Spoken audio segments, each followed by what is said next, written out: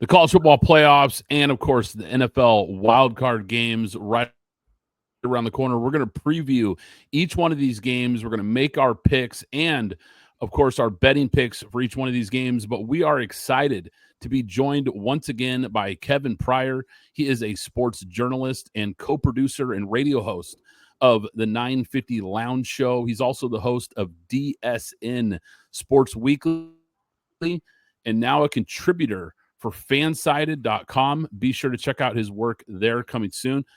Hey, Kev, thanks for being a guest on the show again. Excited to have you back. My pleasure. And thank you guys for having me. Happy New Year to you guys both.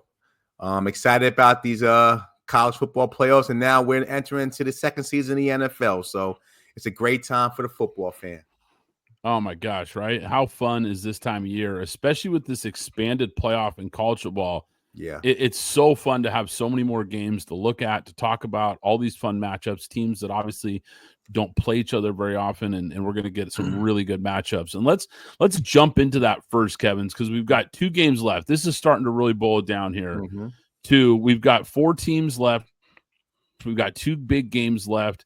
Of course, we've got the Orange Bowl on Thursday, 7-seed Notre Dame versus the 6-seed Penn State and Indy Lions here. Look, you're the guest, so I'm going to start with you. What are you looking for in this game, matchup-wise? What are you focusing on and looking for in this matchup?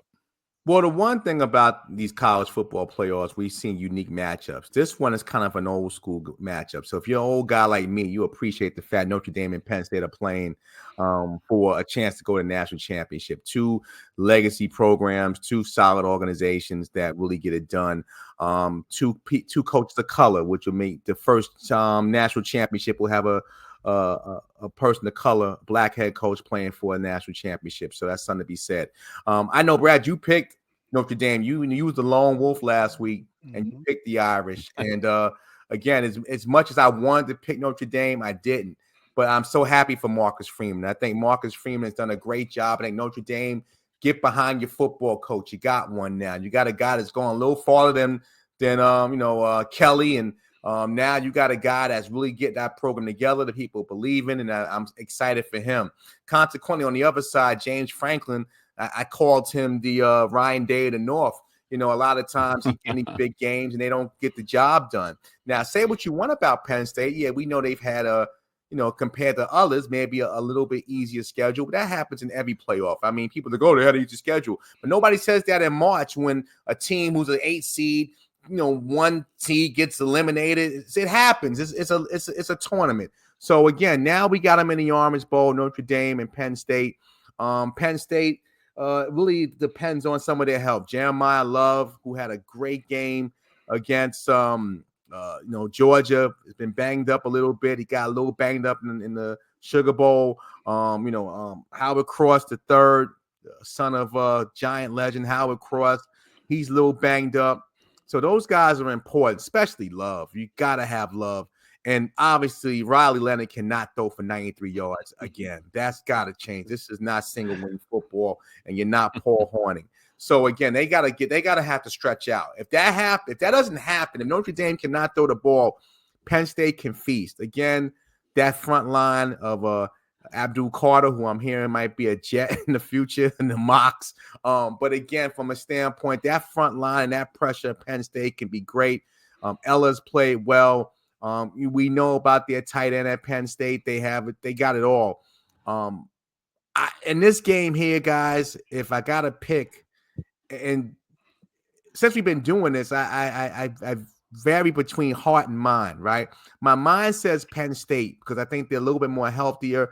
Notre Dame has shown they really can't throw the ball, but my heart says Irish. And I'm going with my heart this time. Normally, I don't go with the heart, but it's a new year and new thoughts.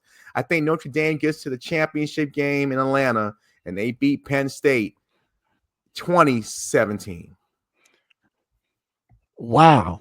Alex, what do you think here? What do you think of his take here? I'm actually the same as Kev. There's my mind and there's my heart, but I'm going to go with my heart. And it's really all about Marcus Freeman more than this, because I don't like Riley Leonard at all. But I'm going with my heart here.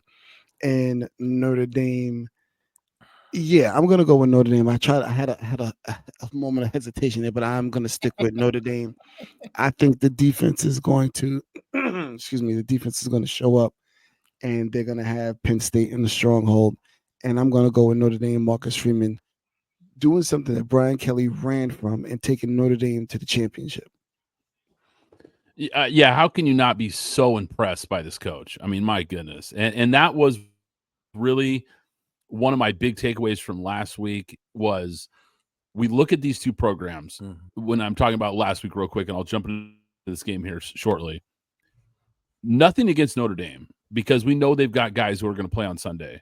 But that Georgia squad is loaded. Yeah. You've got 5 stars backing up 5 stars, and you've got NFL talent all over the field. So, and that's not a shot at Notre Dame. They've got good players, but we know it's different. You can't recruit the same level of players. You don't have the same talent pool to pick from if you're Marcus Freeman. And for him to thoroughly beat Georgia the way they did, that was a coaching clinic. Yes. It really was. I was so impressed with the way they came out prepared and ready to play for that game. Going up against, look, a great coach in his own right, and Kirby Smart, and he ran circles around him in this game. So, unbelievably impressive job. And when I look at this matchup, you've got 2 strong defenses. You've got 2 run-heavy offenses. I think if we're just talking betting for a quick second, I like the under in this game. I think this could turn into a fist fight. I think there's some key factors to look at in this game. Who converts on third down? Always important in every football game, but I think in a game like this where points are going to be at a premium, I think it's really vital. And who converts in the red zone? Who settles for field goals and who punches it in is going to be huge. But one of the big matchups for me where I think Notre Dame has a big advantage is that secondary. That secondary is absolutely elite. It's something I talked about. I thought Georgia would struggle to move the ball through the air, and they did. And I think versus this Penn State team that outside of Tyler Warren is pretty limited throwing the ball. You know, these wide receivers are not great. And so I think Notre Dame has a big advantage slowing down the pass.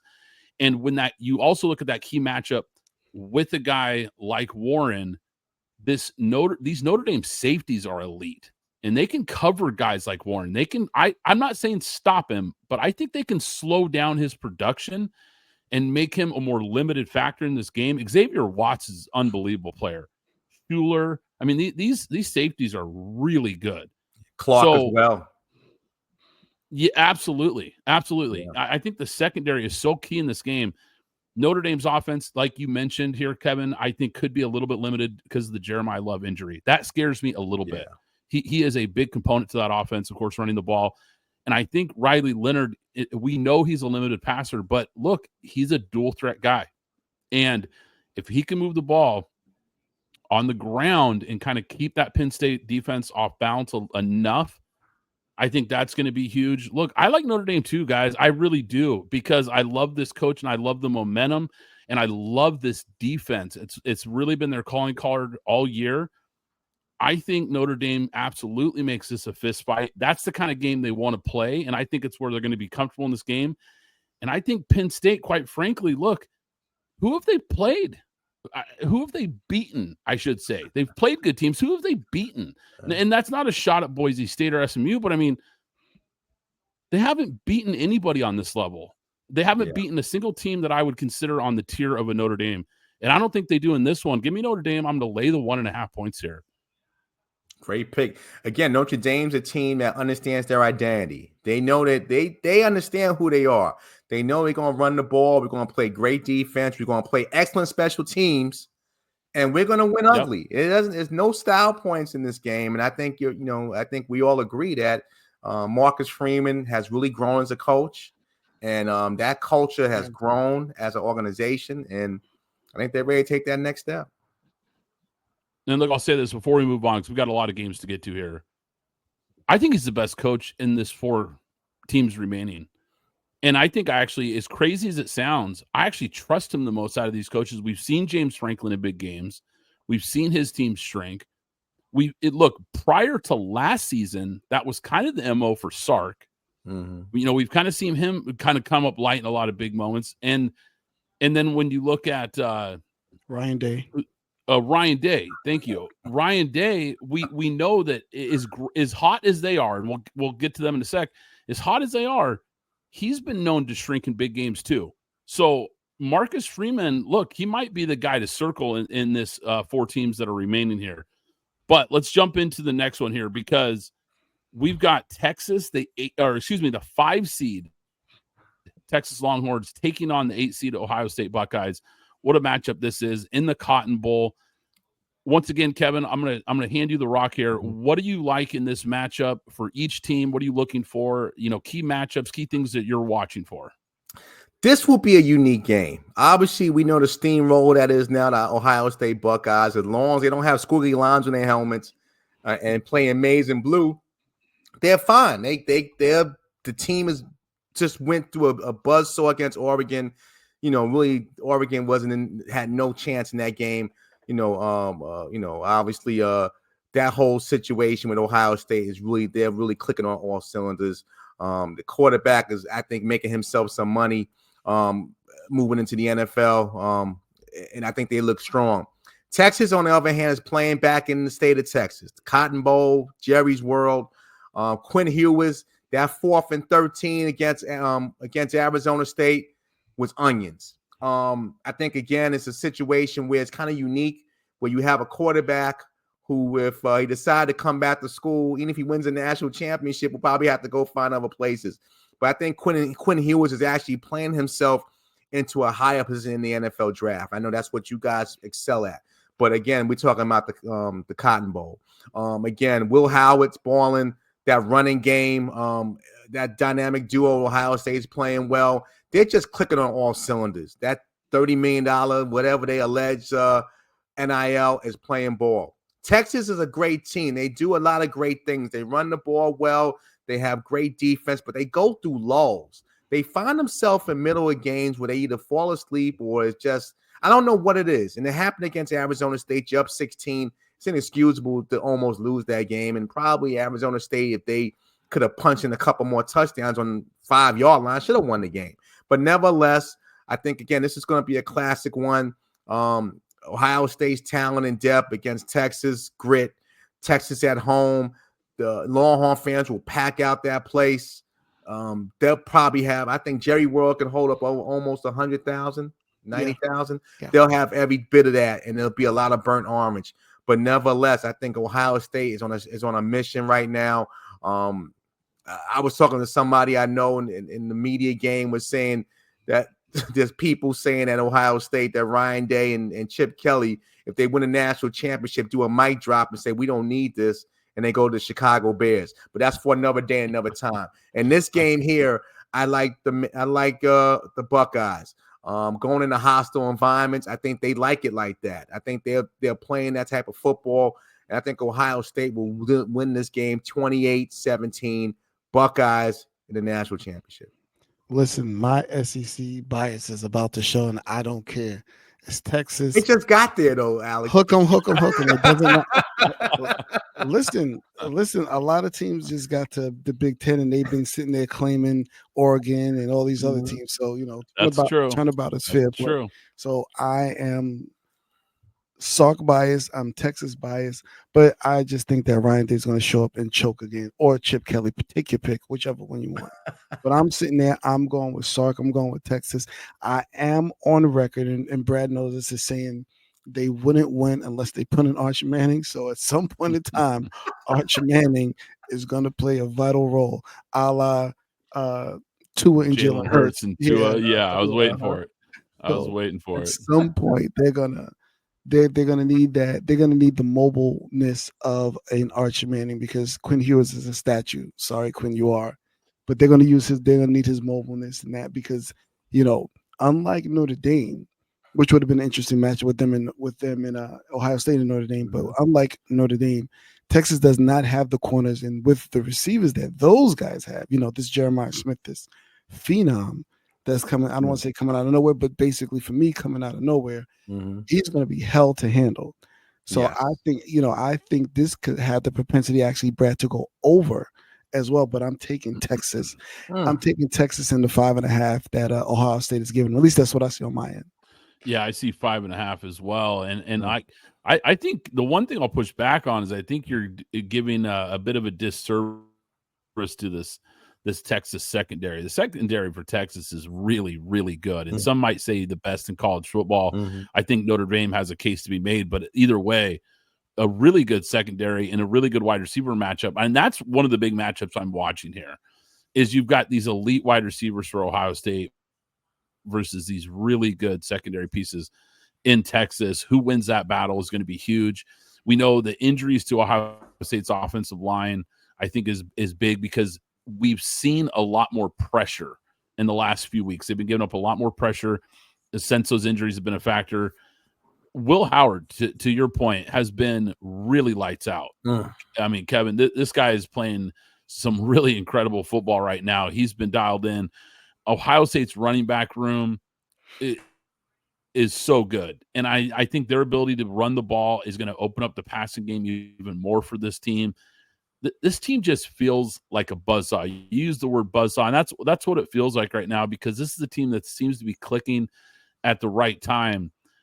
Ohio State's defense probably doesn't get mentioned enough because we love to talk about Jeremiah Smith and Will Howard and, Judkins and all these guys on the offense side. Their defense ranks number 1 in the nation in total defense. They are absolutely elite, and they slowed down an Oregon team that had been lighting up everyone. And they really shut the door on that team. And a lot of it had to do, like I said, we look at all the explosive plays and all that, sure. But the defense was impressive in that game. Look, for me, I just look at the weapons, Ohio State's weapons on both sides of the ball, the momentum. I like Texas, but to your point, Kevin, they let too many teams hang around.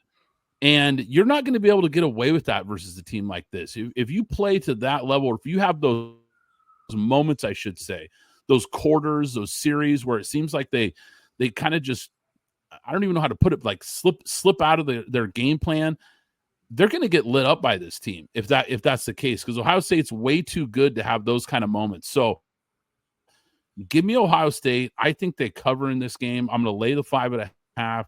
I think they're the team to beat in this playoff right now.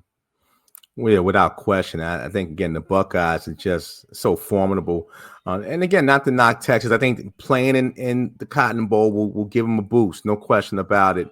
And they'll come to play. I think Sark, from previous digressions when he was at SC and what have you, has really made himself to a solid head coach. Even now, he looked at as an NFL guy.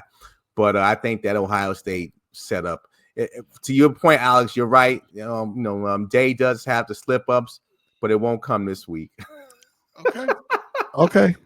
The last point I'll make here, though, Alex, is I do think we could see a package of plays for Arch Manning, and that wouldn't surprise me because I was a little surprised we didn't see it in that Arizona State game. Yeah. And so I will not be surprised going into this game if we see Arch come in certain situations where they might want to use him on some rollouts, some bootlegs, an RPO, something to kind of give Ohio State a different look.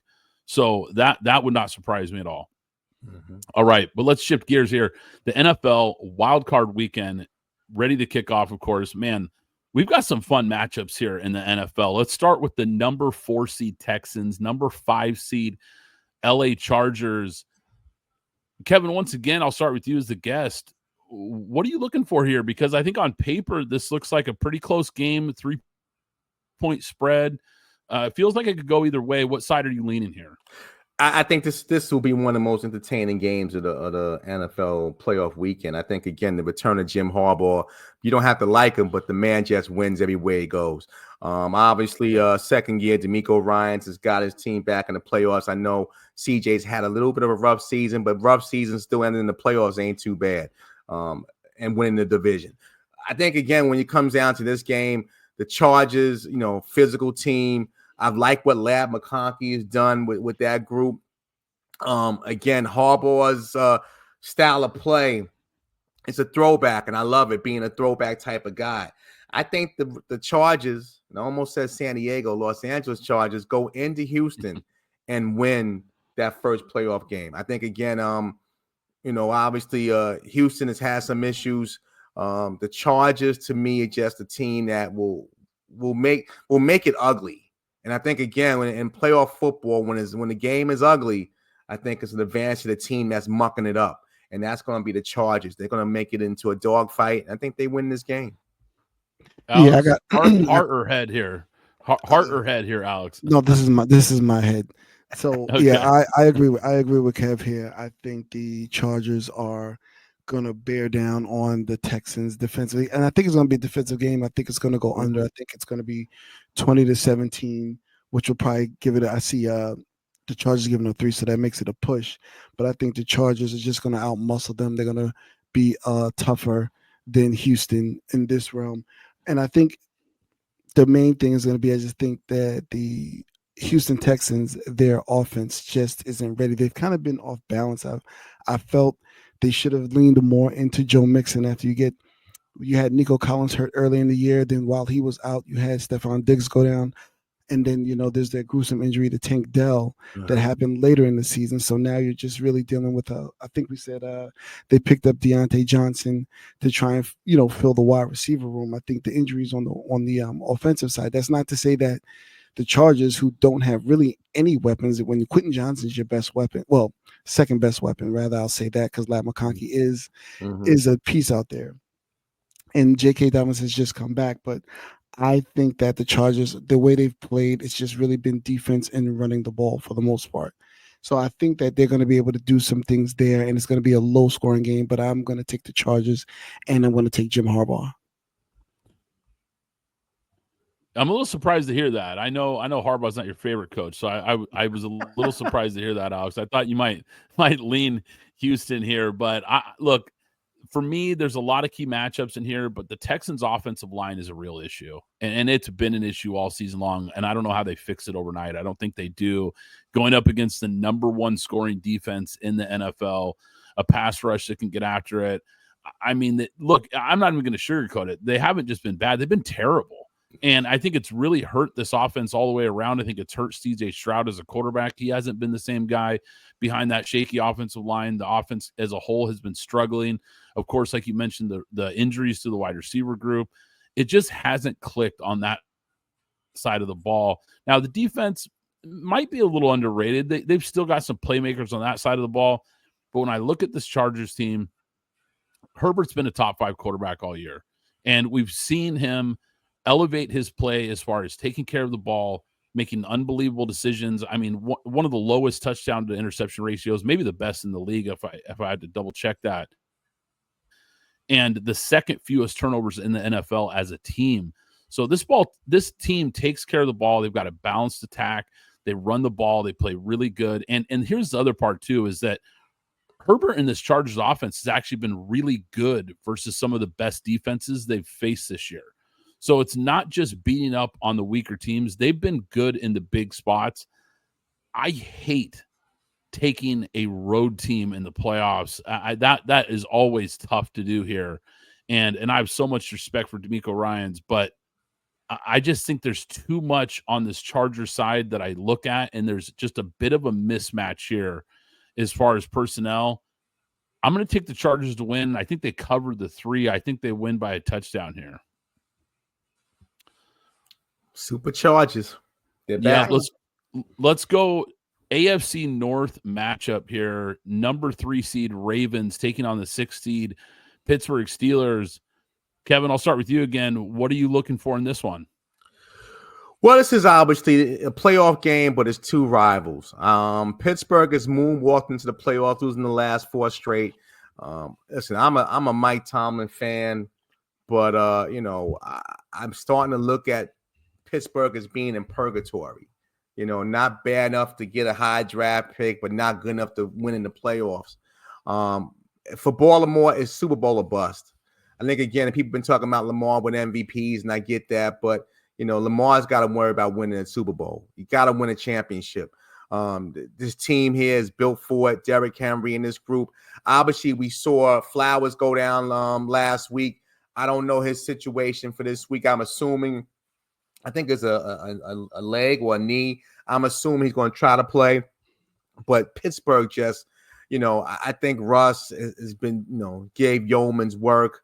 What's going on with Pickens is almost like AB 2.0, and he's not as good as AB. I think this can get ugly. I know people have said, it's a rivalry game, but it's the playoffs. It's different football. I think Lamar will run wild, and I think Derrick Henry will run wild as well. I think Baltimore can really put a hurting on Pittsburgh. 30-13 Ravens. Well, here we go. I'm taking the Steelers. You don't like road teams? I'm going to take a road team here to win. I'm going to take the Steelers both ways. Pause. I'm going to take the 9.5 that Baltimore's laying, and I'm going to take the money line as well to beat the Ravens. Lamar has historically not been very good against the Steelers, and that defense is healthy. And, TJ Watt and team has been a turnover, their propensity to turn the ball over whenever he's on fire. I think they're going to be able to make some plays here. I think Mike Tomlin's going to have this team. Well, Mike Tomlin always has his team ready to play for the most part. I think he's going to have them ready to play. This is in division. It's very hard to, beat a team, I guess, not necessarily 3 times, but to beat them 2 out of 3 times. And that's what we're going to see right here. And I think that the Steelers are going to prevail here in an upset over the Ravens. And I love it because it's going to make everybody go crazy. That Lamar got bumped in the first round. I love some of this chaos, given all the MVP talk, him versus Saquon versus Josh. I just love what I'm about, what it will create in media, us included, but it's going to make everybody go crazy. And I'm serious. I'm not even, they say that's not a troll. I really believe that the Steelers will, beat them money line, not necessarily with the 9.5. Well, with the 9.5, of course, but money line, I think the Steelers are going to beat the Ravens. So I'm taking the Ravens, and it's going to be a defensive battle. So that 43.5, at least that's what I see. Yeah, that's probably about right. That's probably not too bad. So give me 23-20. Yeah, I think if it's gonna go the Steelers' way in this game, I think it has to be a defensive battle. I don't think they can win in a shootout. And I think we've seen that because Russell Wilson's game, quite frankly, it's fallen off a cliff. From the guy we saw midseason that looked like he's a lock to get re-signed to a guy that I don't know if he's going to be a Steeler next year because it's been so bad. And if they get blown out in this game and it gets ugly and he has another performance like he's had recently, I think there's going to be some serious consideration about where they go next at the quarterback position. 9.5 point favorites. Boy, that's a big number, especially for 2 division rivals. But one team is just moving in the wrong direction, and that's the Pittsburgh Steelers. And look, they beat them early in the season. That's when Pittsburgh was playing their best ball. Late in the season, when it started to unravel, they got destroyed by this Ravens team. And I think that's still the version we've seen of the Steelers team, is that later version. Now, the one key thing that we saw in that blowout loss was Joey Porter got hurt in that game. And that's really when the Ravens pulled away in that game. And they started to really pick on the backup corner. So Zay Flowers potentially being out, like you mentioned, I think is really big. Joey Porter being back and healthy, I think is big. So with that being said, this is an interesting spot here, and it's a lot of points. Lamar, like you mentioned, Alex, struggled historically versus the Steelers. He's struggled historically in the playoffs. Big game. The pressure is absolutely on Baltimore. And if there is one guy that you don't want to face as an underdog, it is Mike Tomlin. Because this guy as an underdog is about as good as they get historically. I mean, unbelievable. Just go look the numbers if you don't know. Just go look at this guy's numbers when he's an underdog. It's pretty incredible stuff. Now, with Joey Porter and those guys being back, I think Derrick Henry's going to face a lot of 8-man boxes, and they're going to have to corral this guy. If they can limit his numbers and kind of keep that running game in check, I think the Steelers find a way to cover. I'm not going to take the win here, guys. I'm taking the Ravens here. I think the Ravens win this game. I think it's too much talent, but give me the 9.5 points because I do think Pittsburgh can find a way to make this closer than the experts suggest here. So, yeah, I'm going to take the Ravens here, but Steelers to cover. Should be a fun one and maybe better than people think.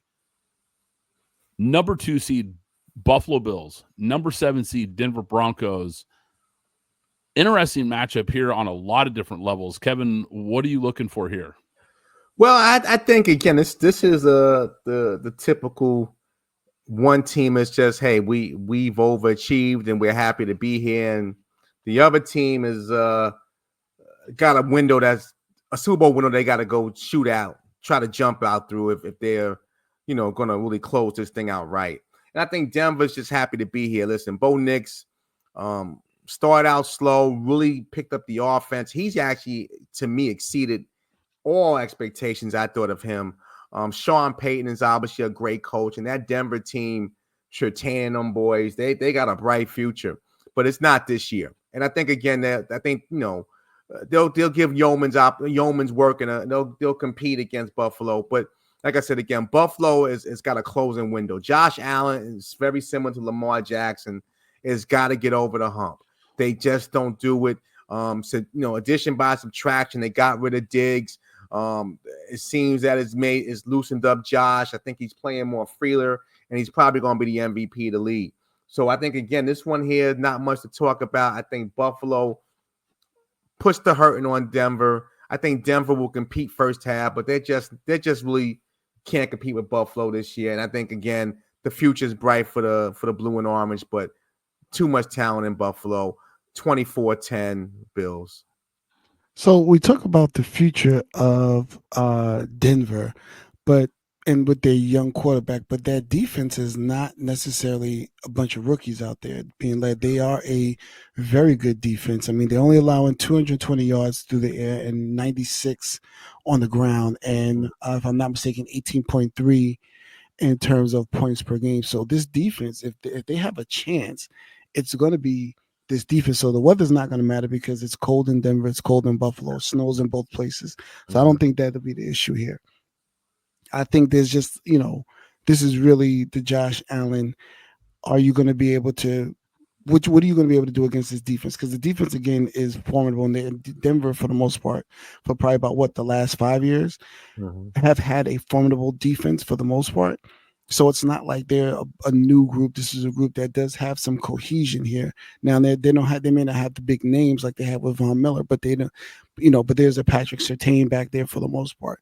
So that's where Denver, if they have a chance to rest their laurels on, is the rest their laurels on the defense. And then perhaps if Sean Payton finally decides to run the ball and not throw it, and I mean run the ball with the actual running backs, because Bo Nix has been the leader on the ground more than anybody else. But if they decide to run the ball and play defense, I think they actually have a real chance. But he's not going to do that because he can't help himself. So I'm going to take the Bills here. 8.5 is a lot of points, and I'm not sure what the weather's going to be. I know right now it's been snowing. I'm in North Carolina. It snowed here, so Lord knows what it's been doing up in Buffalo. But I don't think there's any snow due up there. But I'm going to take Josh Allen in the Bills. I'm actually going to give the Broncos a fighting chance here. I'm going to say 27-13. Yeah, I saw a sports book that had them as a 9.5 point favorite. Obviously, we know these lines can move, and different books have it. Either way, it's a big number. I mean, that's the bottom line. It's a big number. Bills are a big favorite in this game. And look, Bo Nix has been great, and there's no doubt about it. And I'm with you, Kevin, and Alex and I both can state right here that, look, we weren't that high on him coming out of the draft. Right. We thought he had potential to be a good, quarterback, a solid quarterback. I didn't think he'd be this good. He's been really good. Now, I did say pre-draft, I thought the perfect fit was Sean Payton's offense, and it happened for him, and I think it's clearly working out. He's exactly the type of quarterback that Sean Payton looks for, that needs that kind of guy. There's a reason Russ didn't work in Denver, and it's just a stylistic difference of quarterback play. You want a guy who 3-step drop gets the ball out, 5-step drop gets the ball out. Timing, rhythm, that's not Russ. Russ likes to go off schedule. He likes to create, and that's really not what Sean Payton's offense is about. So I thought it was a terrible fit, and Bo Nix is a perfect fit for that because that's what Bo Nix does well. Broncos, like you said, big-time surprise team, but this game in Buffalo in January, I know they play in the cold too, but this is going to be a big home field advantage. Josh Allen and this Bills offense, I mean, they've looked strong all year long. He's playing his best football right now. Plus, just historically speaking, a rookie quarterback making his first playoff start, you got to fade those guys, because that is usually a tough spot for rookies, especially against a veteran team like this with experience. Now, the one thing I will Sean Payton as a road dog in the playoffs is really tough to bet against. This guy has been really good as a road dog, like one of the best historically we've ever seen. But if they have any chance, to Alex's point here, I think the Bills' defense is something to circle here because they've struggled in the second half of the year. They've given up a lot of points. So I could see Bo Nix and these guys having some success and getting some points on the board here. I just don't know if they have enough here to match up with this team. I'm going to take the Bills to win here, but I'm going to take the Broncos with a backdoor cover here, plus 9.5. I think they find a way to make this a little closer than the 9.5, 8.5, whatever people are looking at. Maybe, like I said, a bit of a backdoor cover, but I think they could make this game a little more interesting than people think.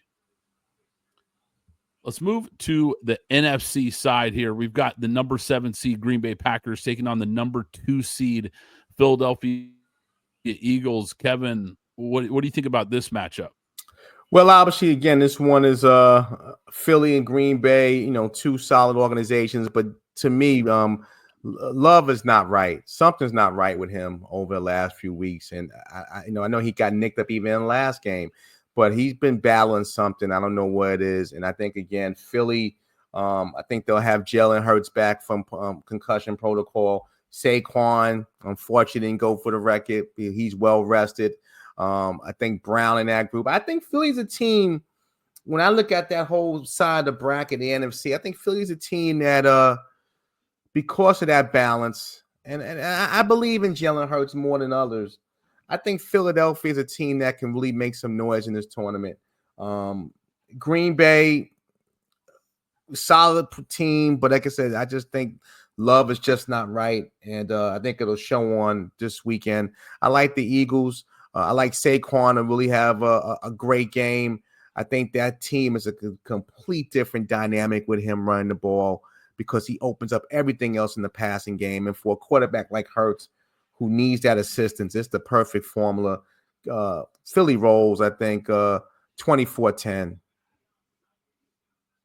Well, Vegas knows something because I expected this line, to your point, Kev, the way that Jordan Love played down the stretch wasn't, the way that we saw him go into last year's playoff. And plus, he's been knocked out of a few games. I expect this line to really open up at 7. So the fact that I see it between 4 and 4.5 tells me Vegas knows something. And I've already gone on the record. What was that, Brad? Maybe a week or 2 weeks ago. Give me the Packers. I'm going to take the Packers over the Eagles. I don't like Nick Sirianni. I like the coaching staff on Green Bay better. I think they're going to bear down. Both defenses are very good.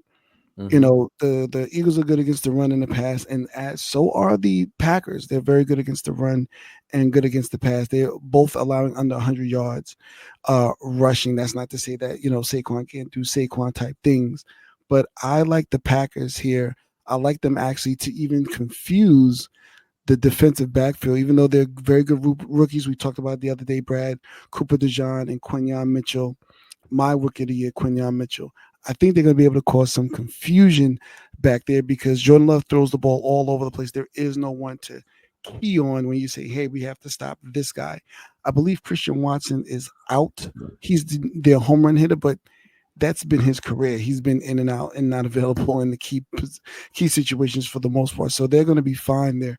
And it seems that they've, for the most part, Jordan Love hasn't been able to find Luke Musgrave on a seam route that he's been missing ever since he became the starter. But Tyler Kraft has emerged as a weapon now too. So I think with their running game, their offensive line, if not the youngest team, I believe Houston may be younger than them, but they're top 3 youngest team.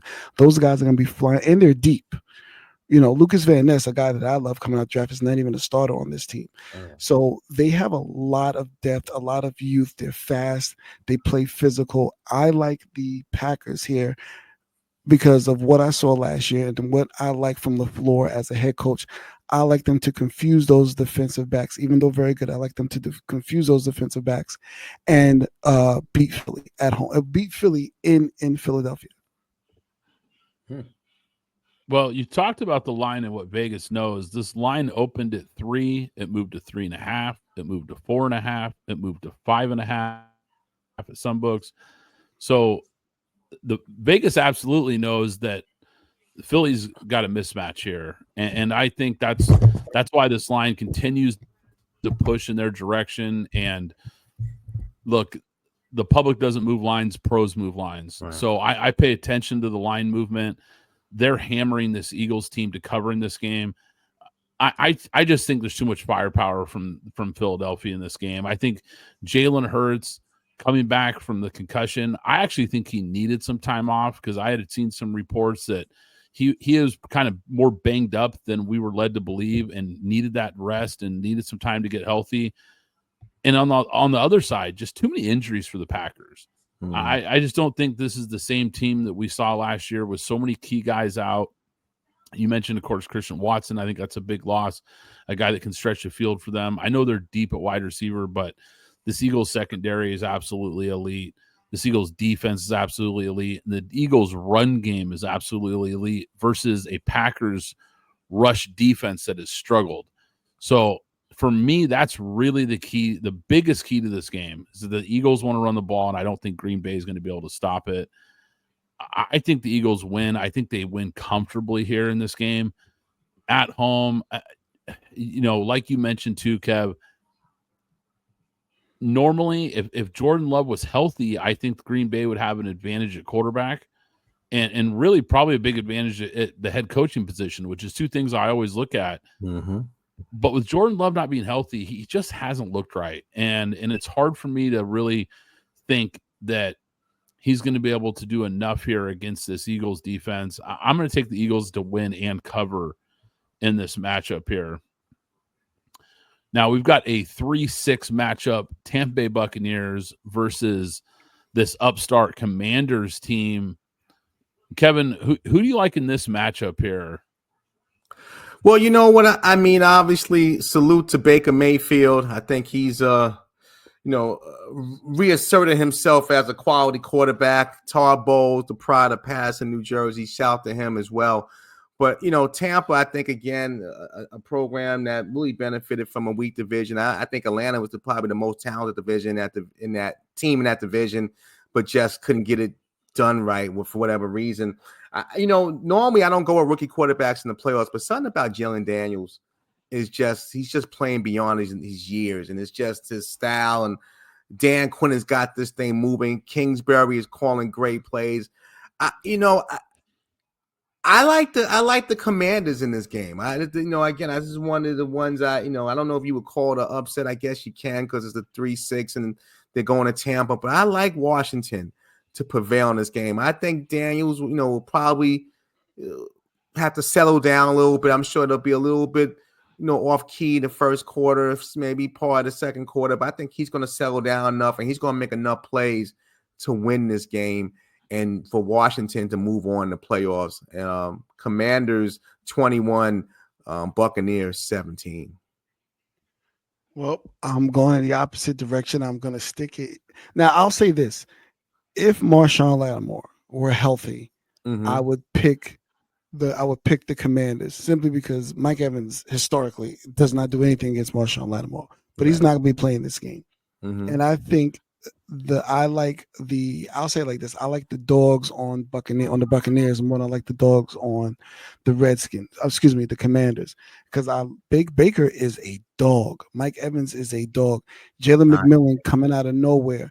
They finally, this running game with Bucky Irvin, the mixture of Bucky Irvin leading the way, and then the mixture of Rashard White coming behind him. The only thing I'm really worried about is if Cade Otton can play, then I actually I really bear down with Buccaneers. But the 3, I think, is a good number in terms of the spread, is what I see, Brad. But I'm definitely taking the Buccaneers at home and taking, Bucky, Baker, and Evans. I wish he was a B, because then they'll be the triple Bs. But Bucky, Baker, and Irvin, and to beat the Commanders. Yeah, it comes back to something that I talked about just a minute ago, and Kevin, you alluded to it. Rookie, first playoff start versus a veteran team on the road versus a defensive-minded head coach that really can dial it up against rookie quarterbacks. I just think Tampa Bay is in a great spot here. This is a big bounce-back spot for Tampa. I think this is a team that plays their best in big games, and when they're dialed in. I mean, when this team's dialed in, we have to remember Tampa Bay beat the Eagles. They beat the Lions this year. They beat the Chargers this year. Like, this team in big games tends to show up. So I expect an outing from this team. I expect them to be fired up for this game. And to your point, Alex, yeah, just they have more dog in them. This is one of those teams, when we talked about this, Alex, I think on an earlier episode, if you kind of look at the tier 1 teams, the true tier 1, I wouldn't put them in that group, but out of the tier 2 teams, so to speak, they're about as scary of a tier 2 team as there is in this playoff, because they play with a swagger and a confidence and a chip on their shoulder. And there's just something about them. They get after teams and show up in big spots. So I absolutely love Tampa Bay in this game. I think they win. I think they cover easy. And I think that Todd Bowles in this defense shows this young rookie some things that he's not ready for. I think the playoffs tend to be quicker, more intense, and that's something that these rookie quarterbacks tend to struggle with year in and year out. So, yeah, give me the Bucs to win and cover. This is actually my favorite pick out of all these games here. I've got Tampa Bay big here. I think they actually roll in this game and get it done here. Now, final game, the 4-5 matchup. Crazy to think that this Vikings team falls all the way to the 5 seed after losing just one game. And in that final Sunday night football game where they could have been a 1 seed, falling all the way to the 5. But hey, that's the way it works. You got to win your division sometimes to get that spot. And they're going up against a 4-seed Rams team. This is a fascinating matchup here, and on a lot of different levels. I think quarterbacks, coaches, defenses, a lot of things to look at here. But Kevin, I'll start with you once again. What are you looking at in this matchup? This is a dangerous game. Obviously, it's amazing to think that going in the last week, Minnesota could have been 15-2 and had a bye. Now they got to go play the Rams. A team that's gotten healthy. I think a team that's got their swagger. I think a team that's really playing, dialing up on all levels. Obviously, Sam Darnold did not have his best performance, and I'm not gonna castrate Sam Darnold for one bad game, but it did look like the old Sam Darnold, and I don't like a guy who's been in the league 7 years looking like a rookie. That's a problem for me, even though it's one game. The Rams, everybody's helping. The Nakua is back, and obviously staffing them boys. Listen, I think this is the one that sometimes it's just football. You play in a division. Sometimes you got to win more games. It is what it is. The NFL, they got an unlucky straw, maybe similar to the opposite of what Penn State got in college. I like the Rams in this game. Again, Minnesota, solid all year, but it's the playoffs, and sometimes you run the buzzsaws, and I think the Rams are healthy, waiting at home. I think that LA has now gotten behind this franchise for the first time. The Rams seem to be a team that has a home field advantage. I like the Rams in this one. I like them. I like them solid, 21-14. I think Sam Darnold just. I was really on the train with Sam, being a former Jet and what he went through this past year, when he went through with us, and now having like a rebirth. But I think this Rams team could be the fly in the ointment in the playoffs. I like the Rams. This is basically student versus teacher. Obviously, Kevin O'Connell coming from the McVay system. So I'm really going to rely more on, I know they both have dynamic weapons between Cooper Kupp and Puka on one side, and then obviously Jordan Addison, Hockenson, and Triple J on the other side. Mm-hmm. So I think this is really going to come down who can play better defense, and I'm going to trust Brian Flores to do his job over the Rams defense. I know the Rams defense is young. It's a bunch of rookies out there. Feast, Verse, Brian Young, this is his second year. Kobe Turner, his second year. So there's a lot of youth on that side, and there's more veterans on the side of the Vikings. So I'm going to take Brian Flores and the Vikings to make the big difference here. I see the spread from what I see, Brad, right now was just 1. So to Kev's point, it's a sneaky game. It's going to be a tight game, but I don't think it's going to be as tight as people think at the end. I actually think there's going to be an explosion in offense probably around the third quarter between one of those teams, and I think that team is going to be that team is going to be the Vikings on their side. I think, to your point, Kev, what the Lions show, bringing the fight to Sam Darnold, who's not mobile. I think Kevin O'Connell learned he's going to have to have some plays out there that get the ball out of Sam Darnold's hand faster.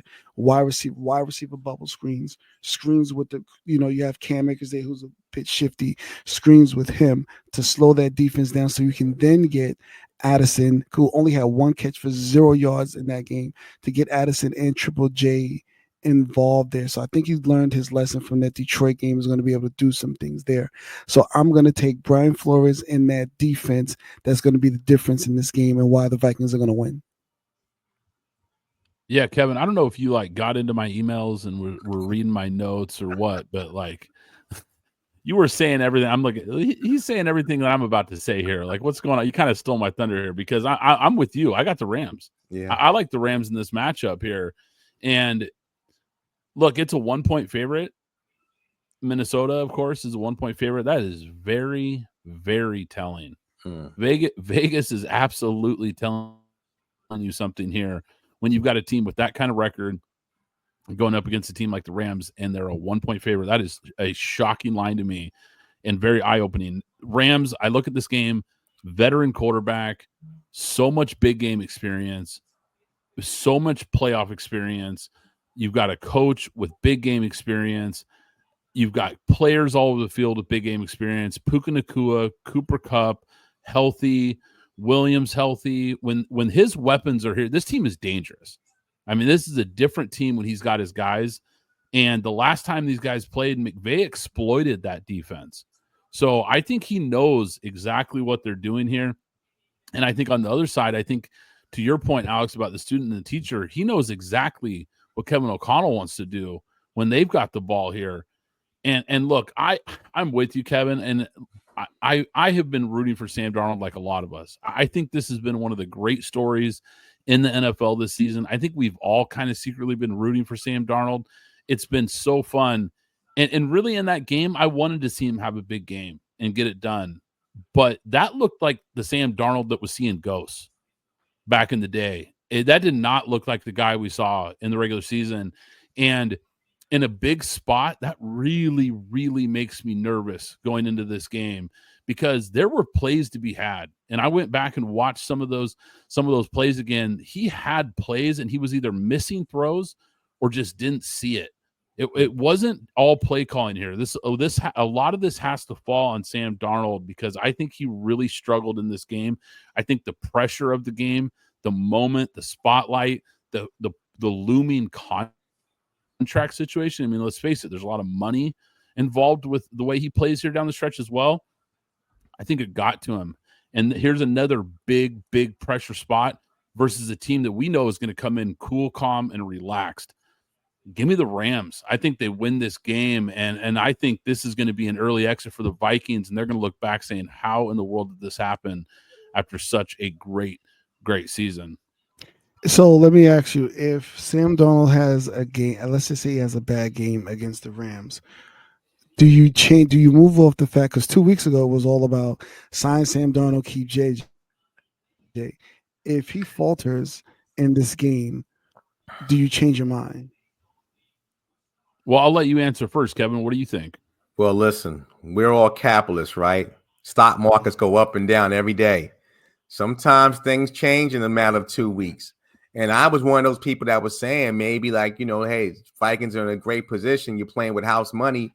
You take a young quarterback who won a national championship a year ago and move him. But, again, I think, over these last 2 weeks, you have to look at that, because it's not just that he played bad against Detroit. It's just some of the old habits, the old mistakes. And again, there's things happen in a football game, but you can't make the mistakes you were making when you were the Jets. If it depends how this week goes. Again, like I said, I think if he plays well and they happen to lose, then again, maybe look at it. I think no matter what happens, I think they'll lose the game, as I mentioned. But no matter what happens, I think right now McCarthy's probably going to still be on the roster. I think those conversations about looking to move JJ, I think, are gone. And if they keep Sam might have, I think he lost some money this past week too. It's just call it what it is. It's a business. But I think again, if he looks bad, which I think he has a chance to look bad in this game, it can really affect his bottom line. Yeah, I think I'm with you here. I think as far as his future, I think it depends on the price tag. Mm-hmm. I think if you can get Sam Darnold on let's call it a Baker Mayfield type of deal. Yeah, absolutely. I think a deal like that makes a lot of sense for the Vikings. Because, you've got J.J. McCarthy, but he was a developmental prospect coming out of Michigan, and you don't really know what you have with him because of the injury. You didn't really get to see him. Right. So he's kind of a big question mark still, even though he was a first-round pick, and, of course, you liked him coming out of college. Big question mark here, and you kind of know what you have with Sam Darnold. And even if he, let's say, melts down in these big spots, I think at least you'd feel comfortable knowing, okay, we've got a guy that we believe in who can win a lot of games here, and for the right price would be a really, really high-level bridge quarterback at worst and allow you to develop J.J. McCarthy maybe another year. Mm-hmm. And then if things continue to sour, we're kind of really looking ahead here. But let's say they continue to sour and all of a sudden the Vikings are, missing the playoffs the following year or get bounced again early, something like that. Then maybe you're thinking, okay, I'm glad we only signed him to a 3-year Baker Mayfield type of deal. Yeah. And you're not. Yeah. And that deal, and I projected that deal. I think that deal is going to be 3 for $150. Baker got 3 for 100. Inflation, new salary cap number. I think that number is going to be 3 for 150, or maybe even an option for a fourth. However they look at it, and then with an option year. Yeah, with an option year, perhaps, and then about maybe 65 to 70 guaranteed is how I see that. If you're talking about the Baker Mayfield contract from 23 salary cap number from 24 salary cap number to what 25 salary cap number is going to be, I think that's going to be an increase of about maybe an extra 25 to 50 million on the same deal that Baker Mayfield got. But obviously, in that scenario, based off what's happened the last few weeks, now it becomes a competition. I don't think we were looking at competition a few weeks back. Even if they kept JJ, now it's a competition. Yeah. Yeah, that's a good point. That's absolutely a good point. And guys, look, if you enjoyed this episode and you enjoy the content we're bringing you guys, do us a favor. Hit that like button, hit the subscribe button as well so you don't miss out on future episodes and future stuff that we're bringing you here at PGF. Also, check out, of course, the audio-only podcast where we go even more in depth on NFL and college football. And once again, we want to give a big thank you. We've been excited to be joined by Kevin Pryor once again on today's episode. He is a sports journalist, co-producer, radio host of 950 The Lounge Show, and of course, the host of DSN Sports Weekly and a contributor for fansided.com. Be on the lookout for his work there as well. Kevin, thank you so much for being on the show. This has been a blast. Oh, man, Brad, Alex, thank you guys. It just never gets old, so I thank you for the time. All right, guys, we will catch you next time.